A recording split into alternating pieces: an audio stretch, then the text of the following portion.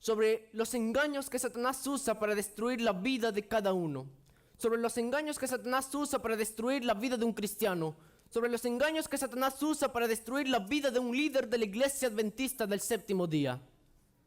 Para nosotros así estar atentos a las artimañas de Satanás. Pero nosotros encontramos una maravillosa promesa en el Salmo 91. Les invito a abrir en sus Biblias en Salmo 91.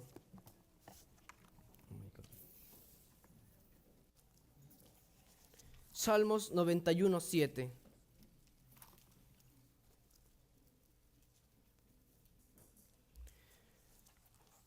Caerán 1000 a tu lado y 10,000 a tu otro lado, pero a ti no llegarán. Qué maravillosa promesa que Dios nos da para estar nosotros seguros en las manos de Dios, para así nosotros permanecer confiables al estar cerca de Dios. Pero Satanás está dispuesto a destruir a cada uno de nosotros, porque Dios tiene un propósito para cada uno. Y para que ese propósito no se cumpla en ti o en mí, Él va a buscar la manera de destruir. Como les dije, antes en el cielo se deben estar cantando himnos de gloria.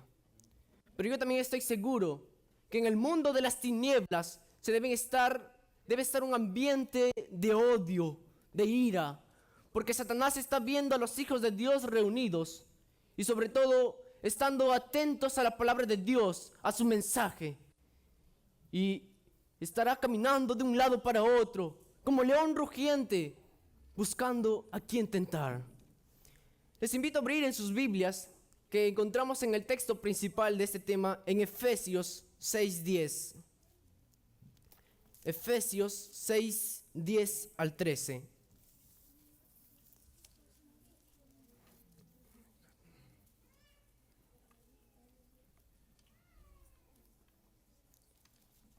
Por lo demás, hermanos míos, fortaleceos en el Señor y en el poder de su fuerza. Vestíos de toda la armadura de Dios para que podáis estar firmes contra las acechanzas del diablo. Porque no tenemos lucha contra sangre y carne, sino contra principados, contra potestades, contra los gobernadores de las tinieblas de este siglo, contra huestes espirituales de maldad en las regiones celestes. Por tanto, tomad la armadura de Dios para que podáis resistir el día malo, y habiendo acabado todo, estar firmes. En este texto encontramos algo muy interesante. Pablo se está refiriendo a la iglesia de Efeso sobre la lucha que un cristiano tiene en la vida, sobre la lucha verdadera que un adventista tiene, que no es contra un ser humano como tú y yo, que no es contra una persona de carne y hueso que piensa y siente como tú y yo, sino contra algo más oscuro, que muchas veces se esconde su verdadera identidad para engañarnos. Pablo está advirtiendo a la iglesia de Efeso. Pero si Pablo dijera, nuestra lucha es contra sangre y carne, contra tu vecino, contra la persona que muchas veces deja la basura fuera de tu casa, con esa persona tienes la lucha. Si Pablo dijera eso, entonces diría, comed bastante espinaca, comed frijoles, comed arepas, para que cuando venga tu vecino, tú le esperes listo para la pelea. Salid a correr, corran, coman una dieta saludable, hagan ejercicio. Pero hacer ejercicio, comer una dieta balanceada, salir a correr cada mañana, claro que el Espíritu Santo va a trabajar mejor en ese organismo.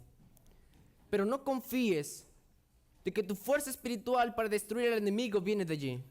No confíes de que tu fuerza para vencer al enemigo viene de hacer ejercicio o de comer una dieta balanceada. No confíes en eso. Porque de eso no viene tu fuerza para destruir al enemigo. Con eso tú no vas a poder destruir al enemigo. Para que tú puedas destruir a Satanás, tienes que estudiar tu Biblia cada mañana. Antes de que comience a salir el sol, tú debes estar levantado y postrado de rodillas. pidiendo a Dios la dirección del día. Porque si tú no sigues y lees el verdadero significado, o disculpen, la palabra que Dios nos dejó, tú no puedes vencer al enemigo. Satanás muchas veces no va a venir así como es. Mira, yo soy Satanás y vengo a destruir tu vida. No, así no va a venir Satanás.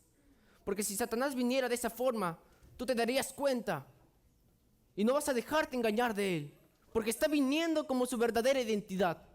Pero Satanás muchas veces se disfraza de las cosas que más te gustan, de una filosofía bonita tal vez, de una sensación bonita, de una comida que te gusta, o de muchas cosas, hasta de cosas buenas para destruir la vida de una familia, o de un cristiano, o de cualquier persona.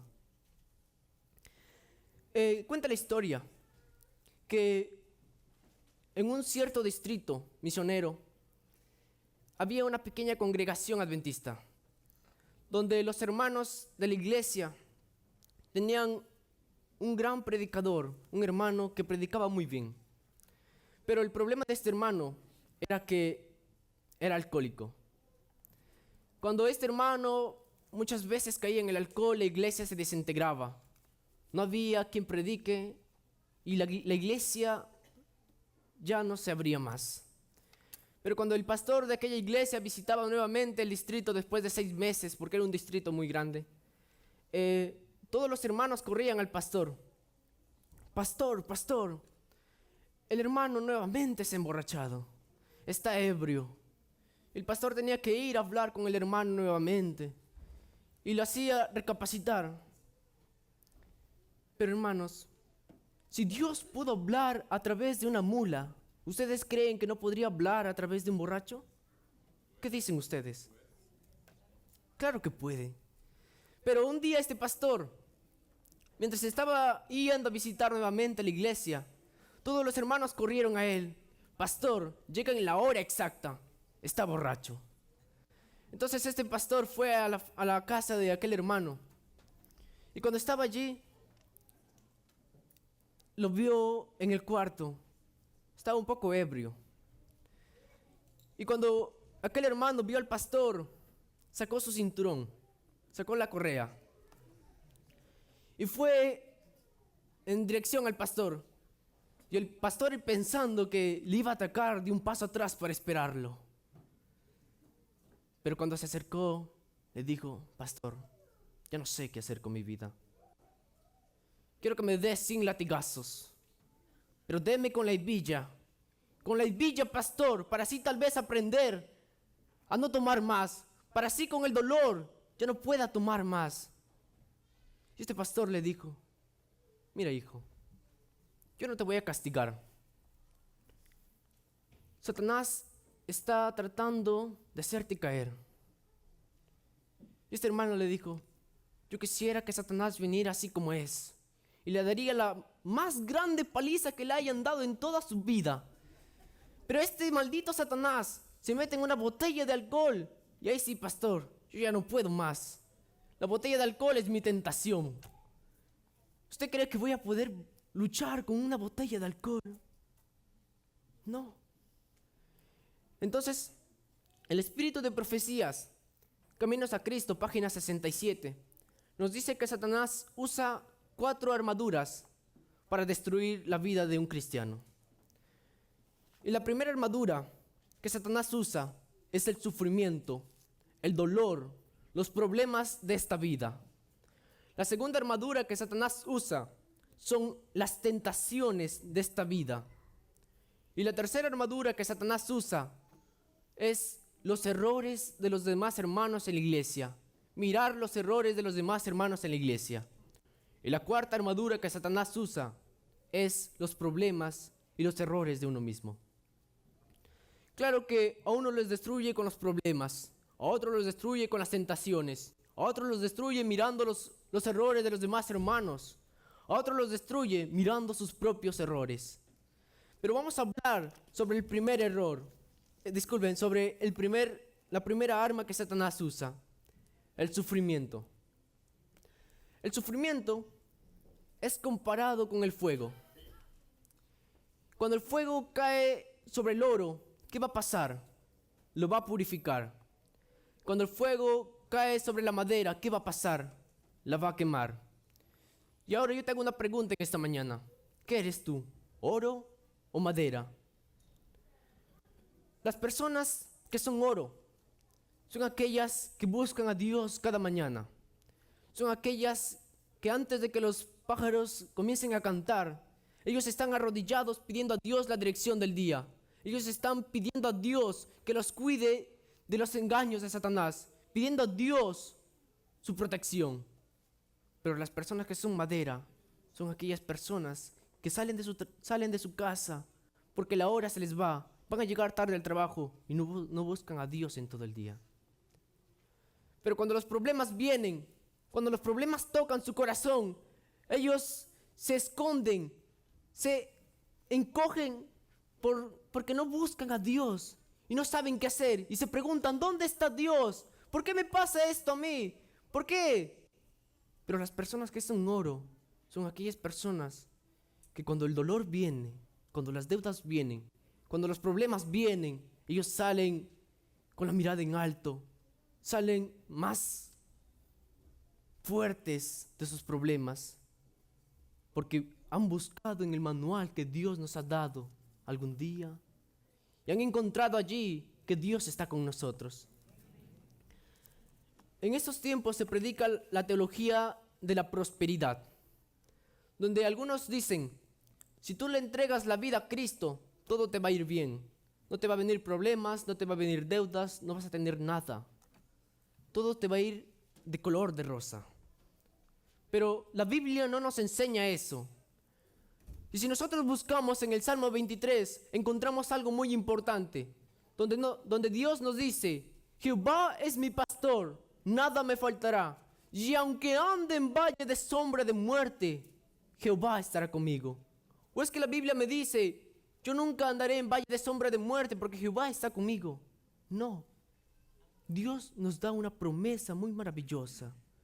Y aunque ande en valle de sombra de muerte, Dios estará conmigo. Cuando los problemas vienen, muchas veces nosotros pensamos, ¿dónde está Dios? Y en esta mañana yo les quiero decir algo. Que los problemas, las deudas, no te las envía Dios. No pienses que eso proviene de Dios. Porque esas cosas que tú dices que provienen de Dios, vienen de Satanás. Porque te quieren destruir. Y quiere escuchar salir de tu boca, ¿dónde está Dios? Y ese es el caso de Job. Un hombre de oro. Un día su esposa lo encontró moribundo, con la sarna de la cabeza a los pies. No veía nada, no entendía nada. Perdió su casa, perdió su ganado, perdió su hijo, perdió todo.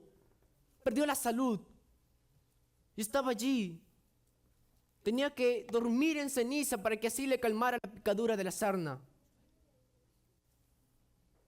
Pero su esposa le dijo, mira Job, maldice a tu Dios y muérete. Pero Job dijo, yo sé en quién he creído. Yo sé a quién le he dado mi corazón. Yo sé a quién le pertenezco. Yo sé que mis principios son únicamente de Dios. Y Dios dijo, basta. La fe de mi hijo ya ha sido probada. Y le entregó todo en doble. Tal vez cuando los problemas vienen a tu vida, tal vez cuando las deudas vienen a tu vida, tú te preguntas dónde está Dios. Pero si tú eres un hombre de oro, tú siempre vas a estar diciendo, yo sé en quién he creído. Una mañana era el cumpleaños de una señora y su esposo se acercó a ella, estaba durmiendo y le dijo, amor, yo sé que hoy es tu cumpleaños, pero no tengo tanto dinero, pero te he traído un pequeño regalo. Y cuando esta señora abrió la caja, encontró la llave de un carro importado último modelo que se encontraba en el garaje. Era un día muy especial para ella. Su esposa se acordó de su cumpleaños. Y cuando prendió la televisión, vio un spot publicitario. El pastor Bullón iba a predicar ese día en un estadio. Entonces ella decidió ir, estaba muy feliz. Y cuando fue, le llegó al corazón la predicación y decidió entregarle la vida a Cristo. Pero cuando esta mujer salió, se dio con una gran sorpresa. Su carro ya no estaba. Se lo habían robado los ladrones. Imagínense lo que les vino a la cabeza. ¿A qué Dios le entregué mi vida? Comenzaron a visitarla, ya no fue a la iglesia más. Entonces le decía, ¿qué le voy a decir a mi esposo? Que me robaron el carro. ¿Y qué estabas haciendo? Escuchando de Jesús. Muchas veces nosotros pasamos por las mismas circunstancias. Pero esta es una de las armas que Satanás usa para destruir tu vida. La segunda arma que Satanás usa son las tentaciones, los afanes de esta vida. Cuando el diablo te quiere destruir, va a utilizar una tentación para ti. Tal vez si a mí me traen una cajetilla de cigarros bañado en oro, no va a ser una tentación para mí. Tal vez me trajeran el whisky más caro del mundo, no podría ser una tentación para mí. Pero es que eso quiere decir que no tengo tentaciones. No, queridos hermanos. Hasta uno mismo no sabe qué tentaciones tiene, pero Satanás sí. Satanás tiene como una pequeña fábrica de tentaciones, donde sus ángeles, todos sus ángeles no trabajan allí, sino que envía a sus informantes a investigar la vida, por ejemplo, de Gaby. A investigar la vida de Gaby. ¿Cuándo nació? ¿Dónde nació? ¿Cuál fue la herencia genética que recibió? ¿Qué trauma recibió en su niñez? ¿A qué hora come? ¿A qué hora sale? ¿A qué horas duerme? Y muchas cosas más. Y cuando regresa, los diablos informantes le entregan la hoja de Gaby. Y de acuerdo a la información van a elaborar una tentación. La tentación que yo tengo tal vez no te sirva para ti. Por lo tanto, Satanás, para que te pueda destruir con una tentación, no va a usar tentaciones personalizadas. No va a usar tentaciones generalizadas, sino una tentación personalizada que solo sirve para mí. Entonces, por eso es que grandes hombres de la Biblia cayeron. No porque eran cínicos, no porque eran hipócritas, no porque eran mentirosos, no porque eran orgullosos, sino por la única razón de que eran seres humanos. La cuarta armadura que Satanás usa para destruir la vida de cada uno es la falta de los demás hermanos, los errores que muchas veces miramos en los hermanos de la iglesia. Y en esta mañana yo quiero felicitar a esta iglesia, porque desde el primer día que yo encontré un ambiente de amistad, un ambiente de unión, un ambiente de amigos. Y yo quisiera escuchar un fuerte amén por eso. Porque es una iglesia donde tú te encuentras con una familia más, donde tú puedes contar con todos los hermanos, puedes hablar de ellos, puedes hablar con ellos. Y en realidad, yo creo que el Espíritu Santo está trabajando en esta iglesia. Pero encontramos en otras iglesias, donde cuando uno entra, todos los hermanos te miran y comienzan a verte de arriba para abajo. Te ven como un desconocido.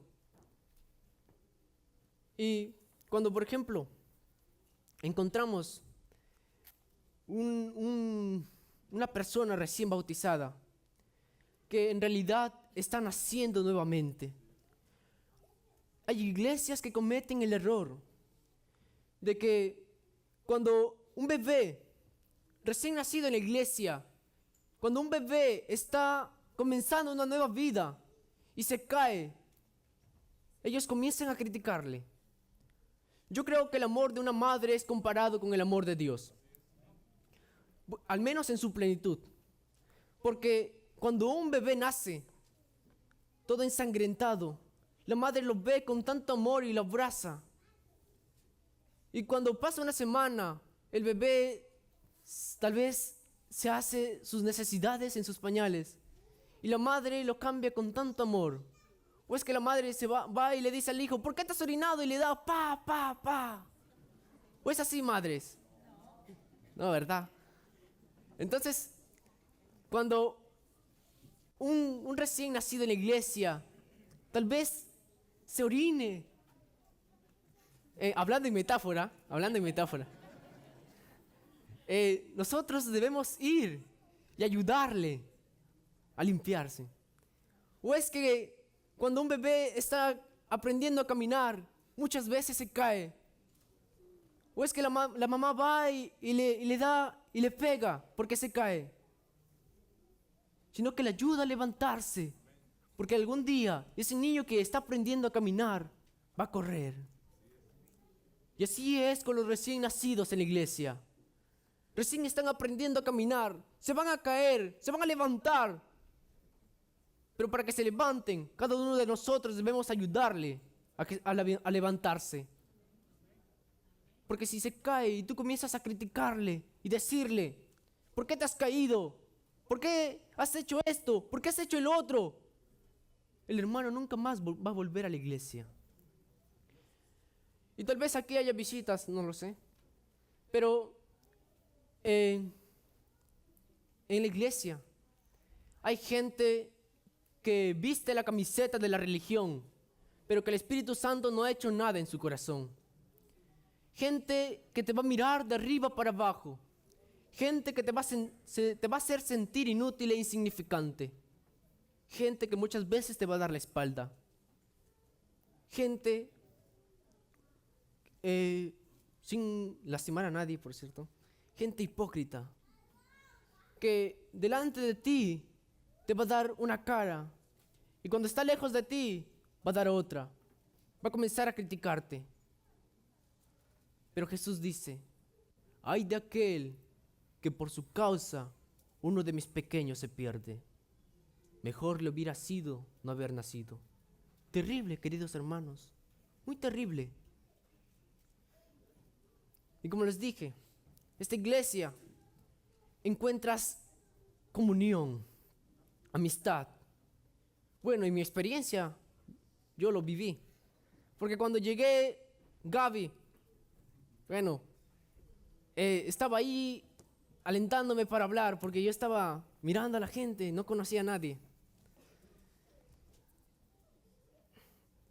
Ahora, la cuarta arma que Satanás usa, las faltas de uno mismo. Cuando Satanás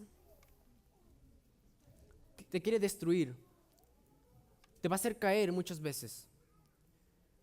Y cuando te va a hacer caer y tú te quieres levantar, siempre va a estar allí para decirte, hey, ¿por qué te arrodillas? Con esa boca estás orando. Con ese cuerpo inmundo estás yendo a la iglesia. Con esa boca estás cantando himnos. Y cuando tú caigas, Satanás te va a hacer sentir una persona inmunda. Una persona que no tiene perdón. Y cuando tú te quieras levantar nuevamente, va a estar allí diciéndote, hey, Dios no te va a perdonar. Olvídate de iglesia, olvídate de cantos en la iglesia, olvídate de todo, olvídate de sociedad de jóvenes. Dios no te va a perdonar. Yo creo que de estas 4 armas, la que más le da resultado a Satanás es esta última. Porque después que te hace caer, muchos hermanos se sienten sin ganas para poder retomar una vida nueva. Y cuando yo leo la Biblia, encuentro 2 tipos de hombres. Hombres como José. Qué maravillosa vida la de José.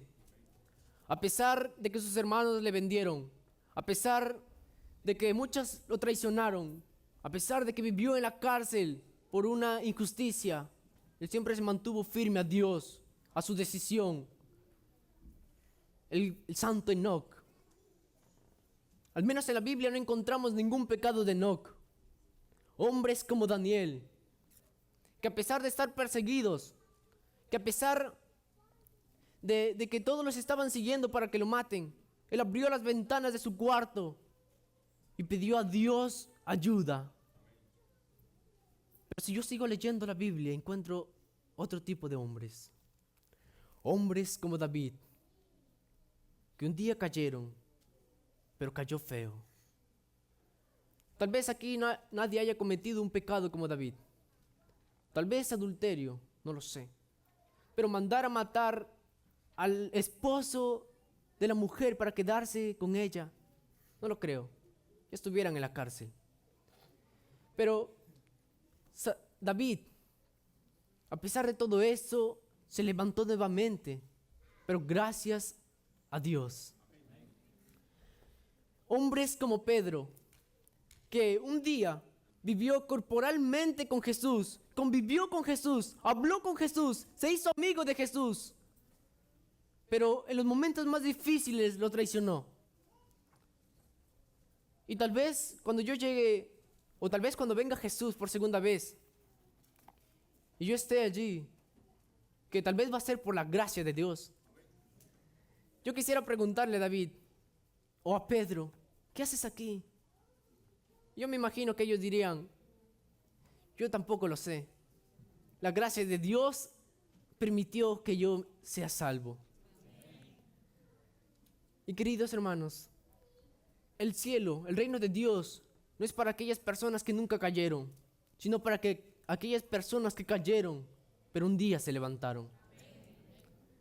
Dios tiene un propósito para cada uno de nosotros. Pero muchas veces nos escondemos en un caparazón de mediocridad, en un caparazón de limitaciones y que no nos deja ver el propósito que Dios tiene para ti en tu vida. El águila real tiene una velocidad de 200 kilómetros por hora. Y para que esta águila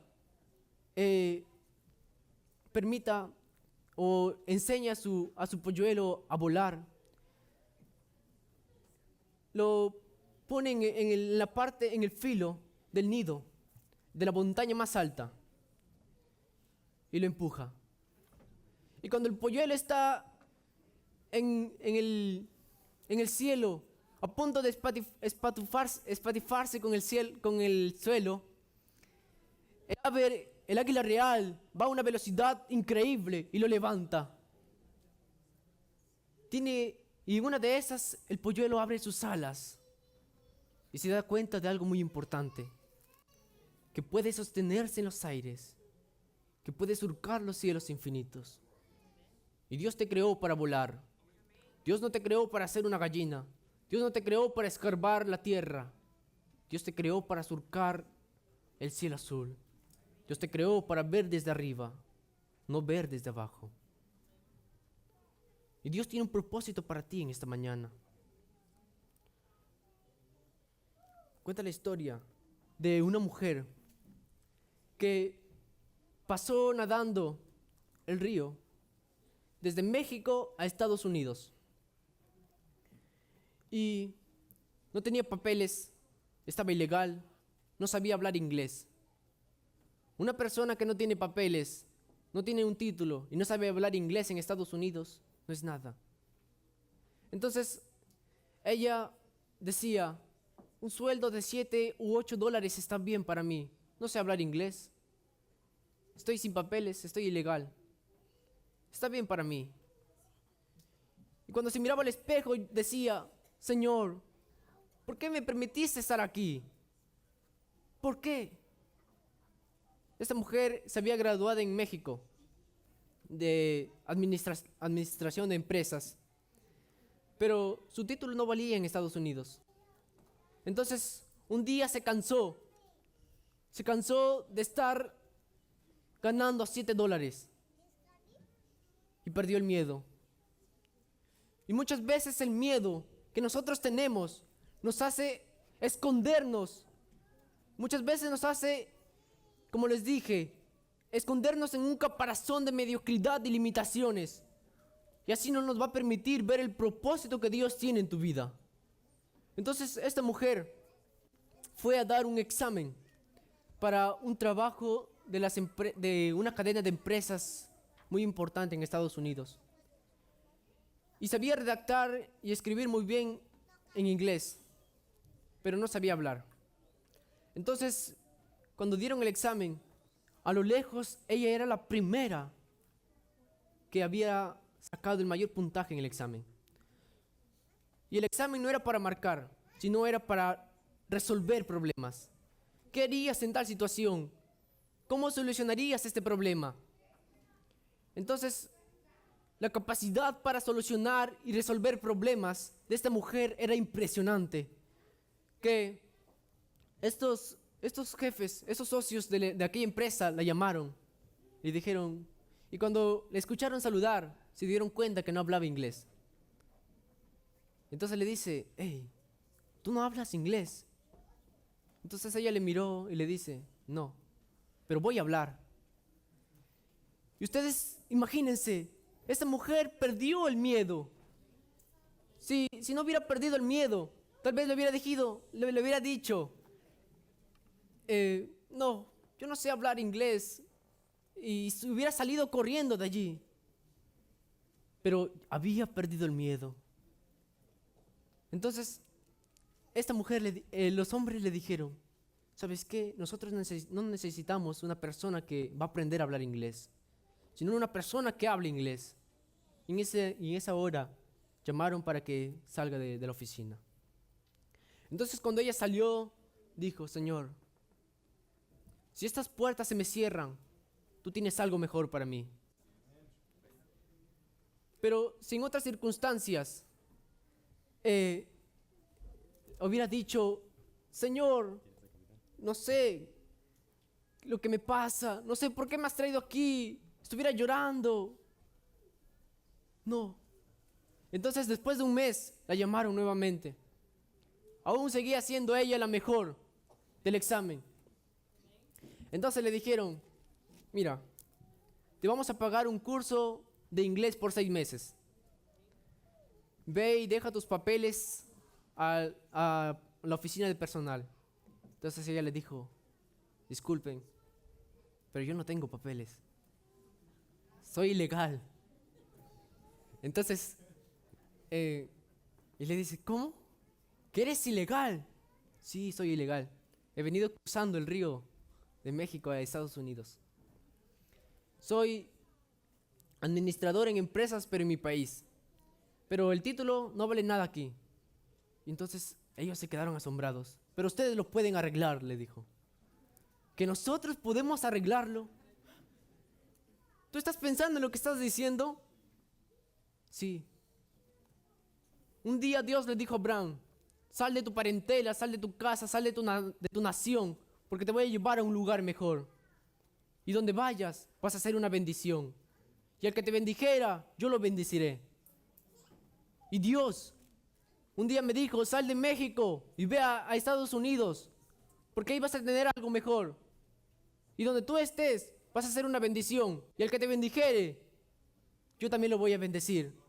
Y así que, si ustedes me bendicen, Dios les va a bendecir. Y yo voy a ser una bendición para ustedes. Así que ustedes tienen que contratarme. Entonces, estos señores lo vieron con tal asombro. Y le pagaron, le arreglaron los papeles, le arreglaron todo. Y ahora es una de las grandes ejecutivas de aquella empresa. Una gran bendición para aquella empresa. Muchas veces, queridos hermanos, corremos y corremos porque tenemos miedo. Pero nosotros tenemos que aprender a aceptar críticas y elogios. Pero existen 2 tipos de críticas y 2 tipos de elogios. Críticas de personas que te van a decir para tu bien y críticas de personas que te van a decir porque te odian. Elogios de personas que te van a decir de corazón y elogios de personas baratas, elogios baratos, elogios que te dicen nada más por decir.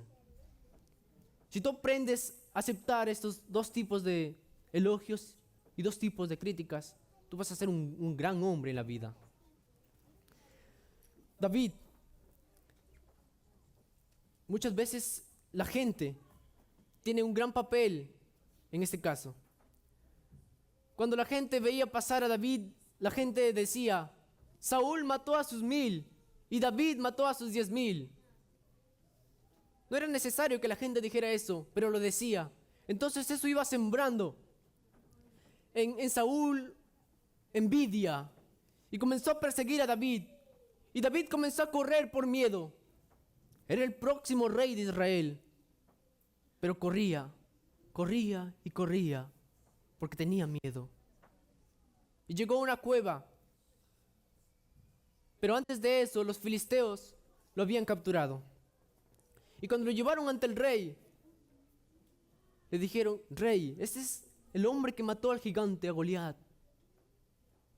Y entonces el rey lo miró. Tienes razón, mátenlo. Entonces David tuvo una gran idea en esos momentos. Comenzó a hacerse loco. Comenzó a agarrarse de los muros de la puerta. Comenzó a gritar como loco. Y este rey le dijo, ¿pero qué me han traído ustedes? ¿Es que acaso no tenemos muchos locos aquí entre los filisteos? Llévenlo al desierto.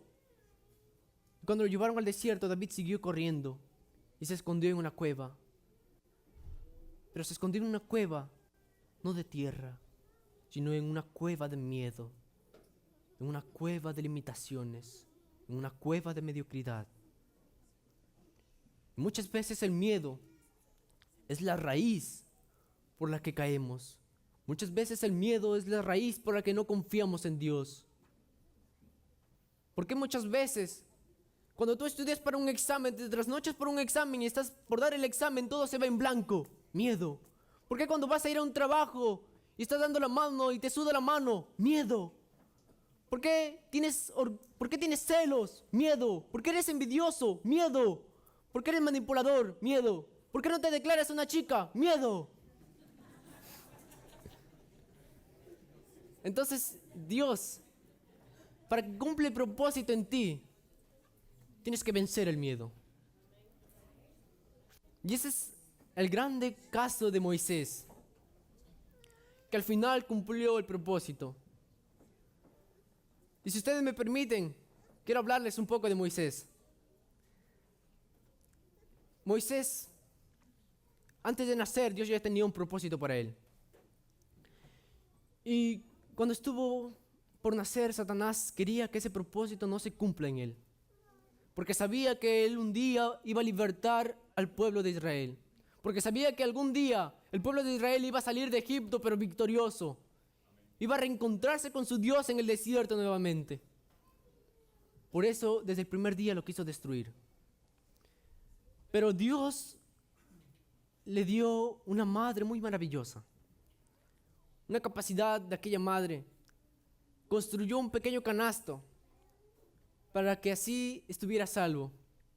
Y lo puso en el río Nilo. Porque el río Nilo era como un dios para los egipcios. Todo aquello que se encontraba en el río Nilo era santo. Entonces, ese pequeño canasto llegó a la casa de la hija de Faraón. Y cuando llegó allí, lo adoptó como su hijo. Dios permitió que Moisés llegara allí, pero fue criado por su madre. Y cuando nuevamente regresó al palacio, fue educado en las mejores universidades de Egipto. Recibió certificados como el mejor guerrero de Egipto y muchas cosas más. Y tuvo jactancia de eso. Porque cuando nosotros recibimos halagos, cuando nosotros recibimos honores sin Dios, muchas veces nos jactamos. Pero un día Moisés estaba caminando y en eso vio a un egipcio golpeando a un israelita. Era su sangre, se llenó de ira. Entonces lo comenzó a golpear y lo mató.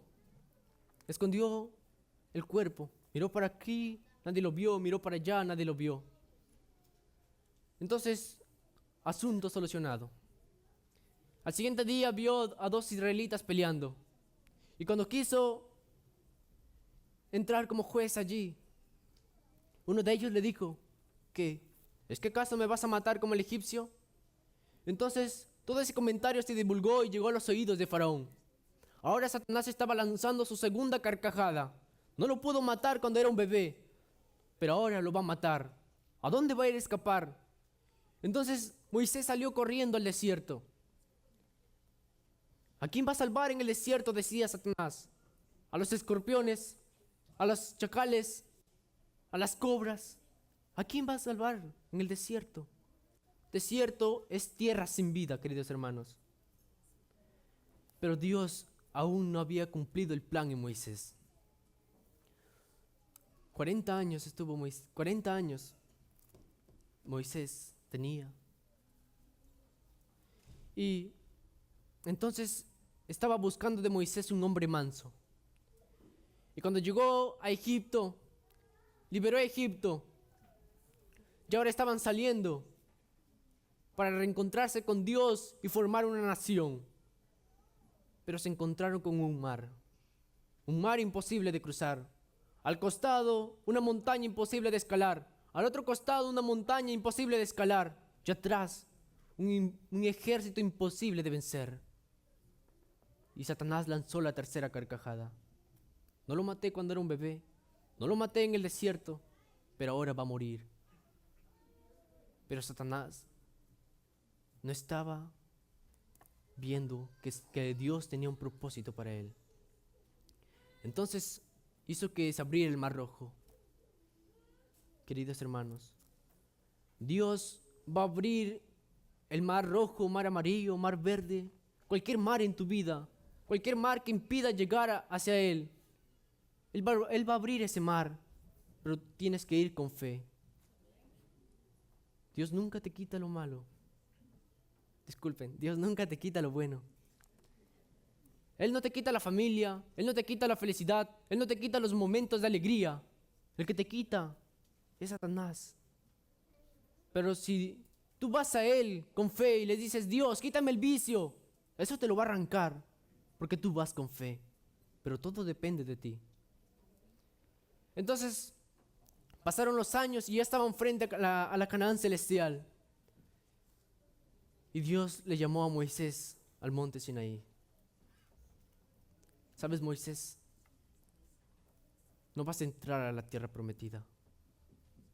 Y Moisés comenzó a llorar tal vez. Pero Señor, he caminado con este pueblo casi toda mi vida. He estado soportando a este pueblo. Y me dices que no voy a entrar a la tierra prometida. No, Moisés, yo tengo algo mejor para ti. Mira arriba, Moisés.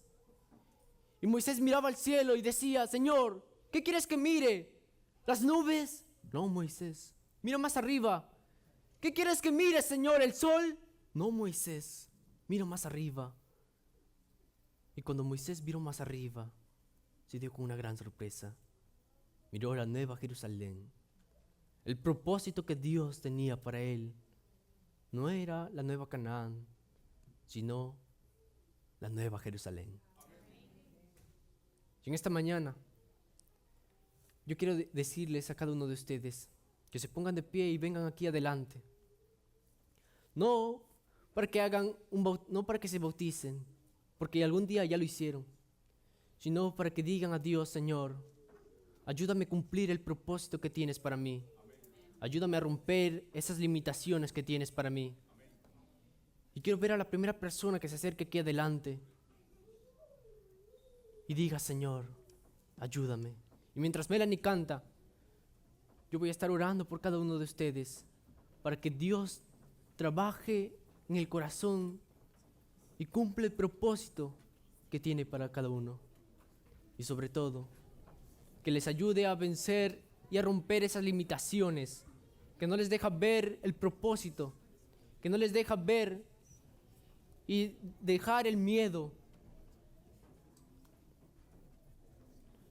¿Qué vas a cantar? ¿Qué vas a cantar?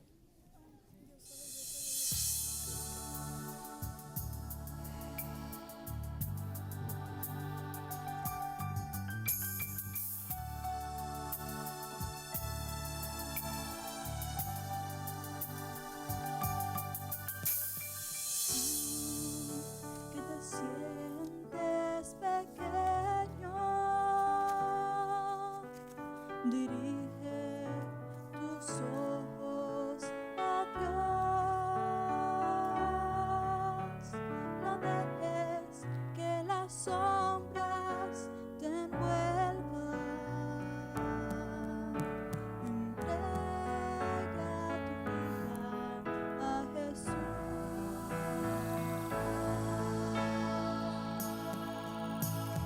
Tú que en tristezas te encuentras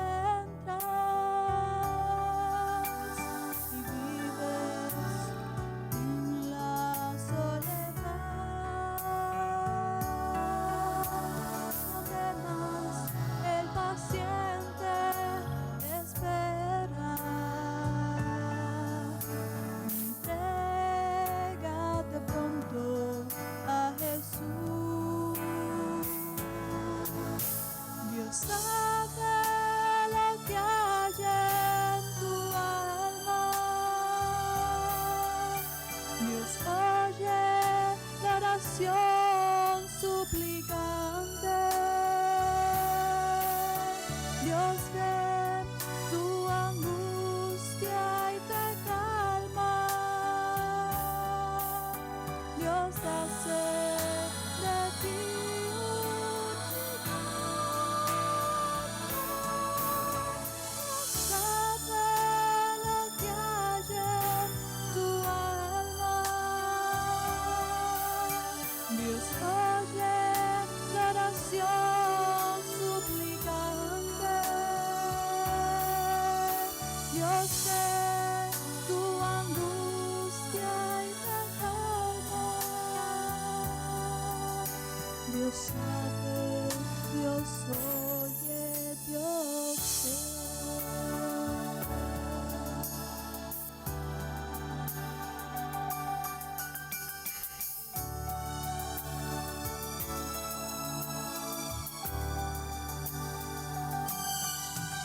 Si la vida destruyó tus castillos, en sueños tú solo construiste, no des por vencidos tus planes. Entrégalos todos a Jesús. Dios sabe lo que hay en tu alma. Dios oye la oración suplicante. Dios ve tu angustia y te calma. Dios hace de ti un lugar. Dios sabe lo que hay en tu alma. Dios oye la oración suplicante. Dios ve tu angustia y te calma. Dios sabe, Dios oye, Dios ve. Dios sabe, Dios oye, Dios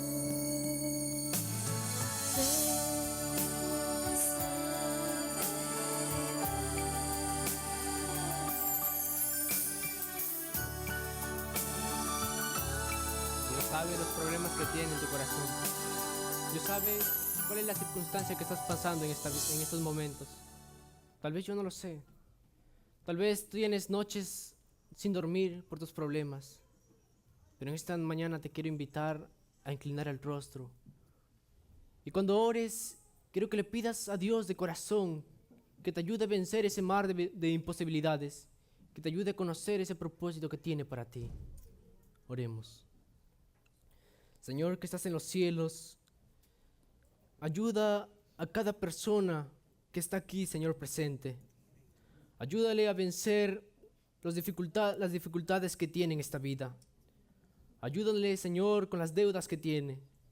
Señor, si un día tú pudiste enviar un cuervo a Elías para que le dé pan, tú también puedes enviar, Señor, dinero a cada persona que tiene deudas. Aquellas personas que están aquí reunidas han venido a tu iglesia porque están necesitadas de ti, porque sienten la necesidad de un Dios tan poderoso y misericordioso como tú. Gracias por todas las bendiciones que has derramado sobre cada uno. Gracias por la oportunidad de una vez más de permitirnos que estemos aquí ante tu presencia, Señor. No somos dignos de ella, pero tu misericordioso amor nos lo permite. Ayúdanos, Señor, a cada uno de nosotros. Ayúdanos a cumplir ese propósito que tienes para cada uno. Todo esto te lo pido en el nombre de Jesús. Amén.